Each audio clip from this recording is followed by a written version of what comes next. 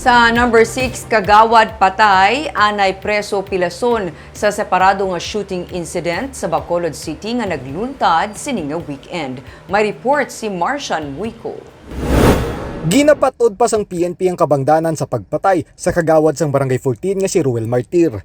Nagapungko lang si Martir upod ang iyang misis Sabado sang gabi sa guwa sang ilabalay sa Lumina Subdivision sa Barangay Vista Alegre sang siya ang gitpalapitan sang tatlo ka mga gunman kagintiro.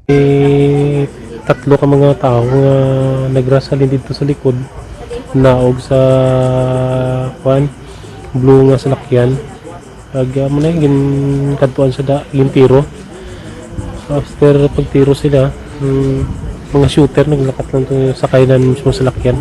Pag-rush lakat. Wala pa makilala ang tubtob karon sang PNP ang mga suspect. Ang ugangan sang biktima nga si Aileen Escudero ang nagpahayag nga wala sila makahibalo kung sino ang may kaymuan sang krimen bangod maayo nga tawo ang iya umagad. Wala mo na sa mayo ginasaya nga tawo ya.